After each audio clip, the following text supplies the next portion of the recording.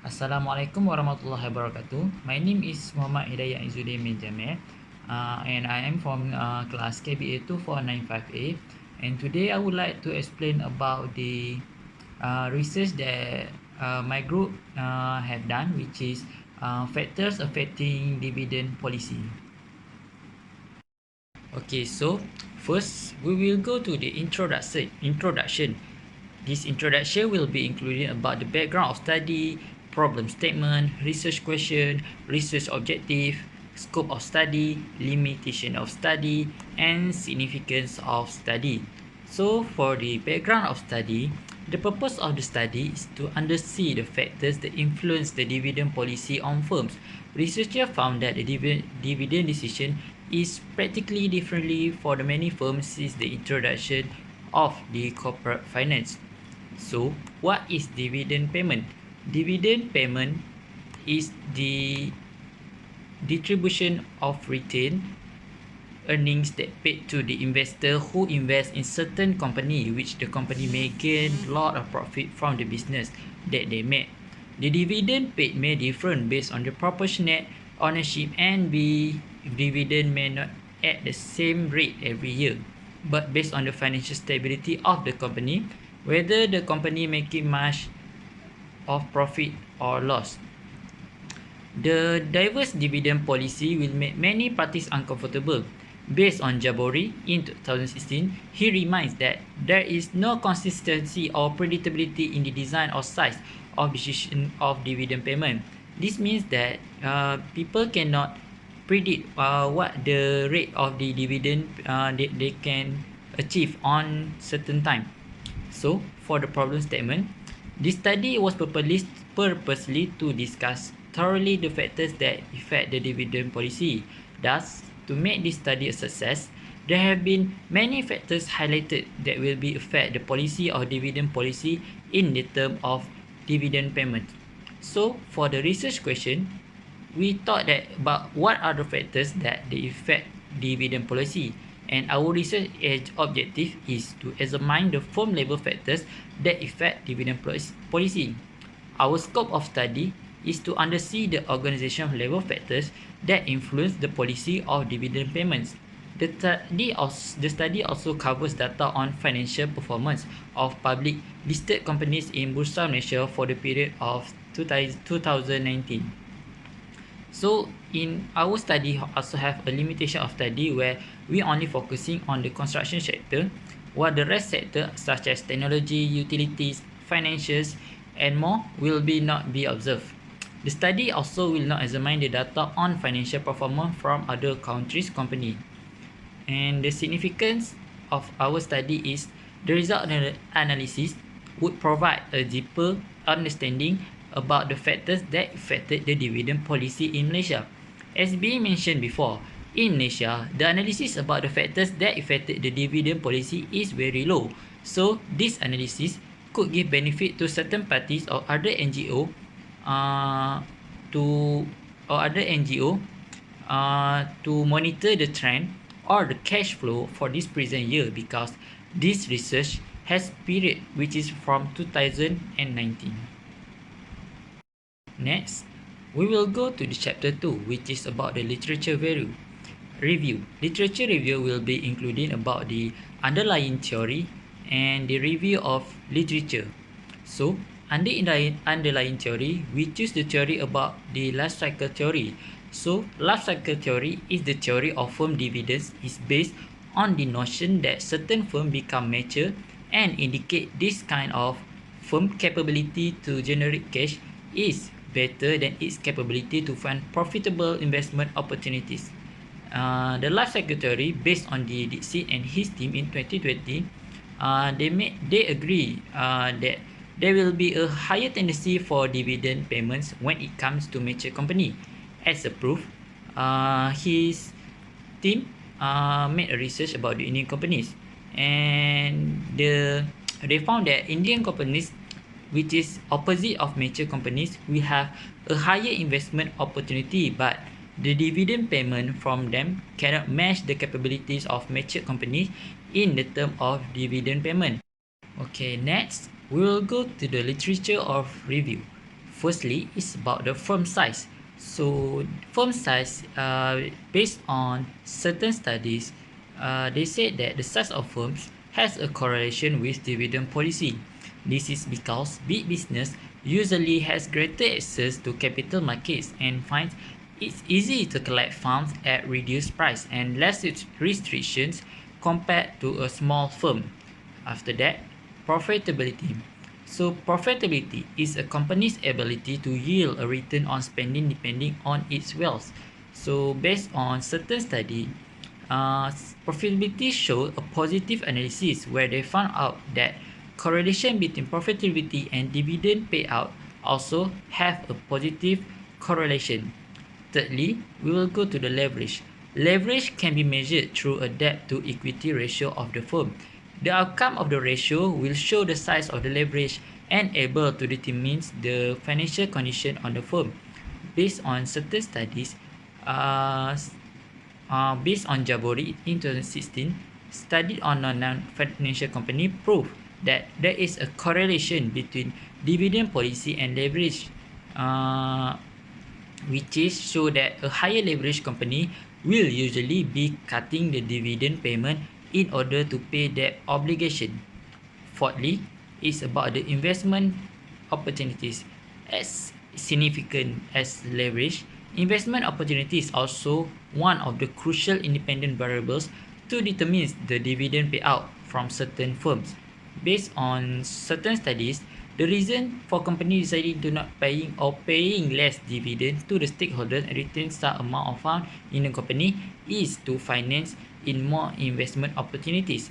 As a result, the company will decrease their preference relying on external source of finance for operation. And fifth, we will go to the liquidity. Liquidity defines the degree to which an asset can be easily purchased or sold on the market at a price representing its inherent value.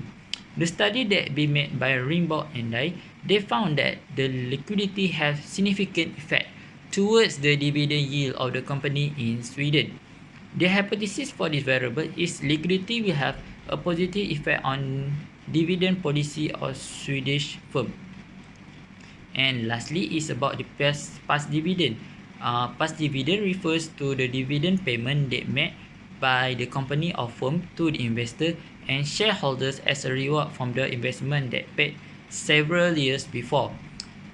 There also being an argument about the past dividend where some researchers agree about past dividend have a significant correlation with the dividend payment, while other researchers does not agree that dividend payment is significant with the dividend payout. Okay, next we will go to the data and method. In this chapter, it will be cover about the data collection, sample collection, method of analysis, and the research framework.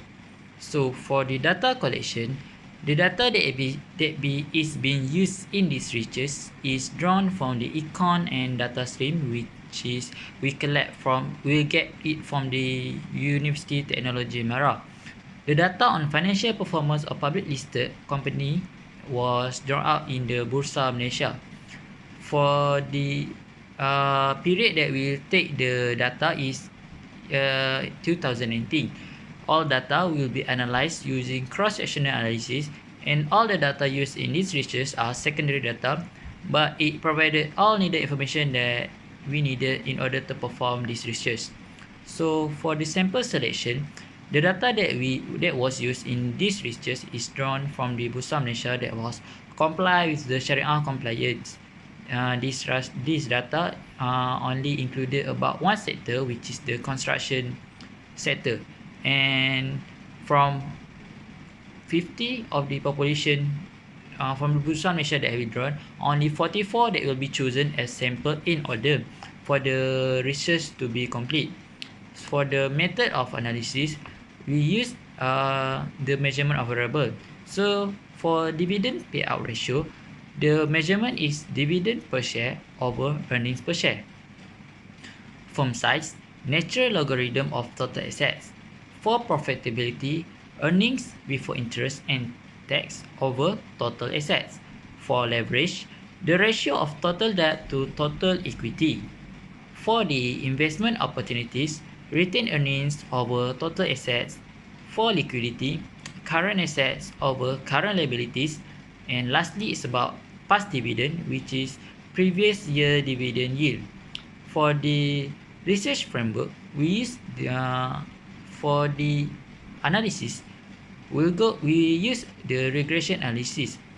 This report is using the regression analysis, which is a set of statistical methods to measure the relationship between the dependent variable, which is dividend payout ratio, and six independent variables such as firm size, profitability, leverage, investment opportunities, liquidities, and past dividend.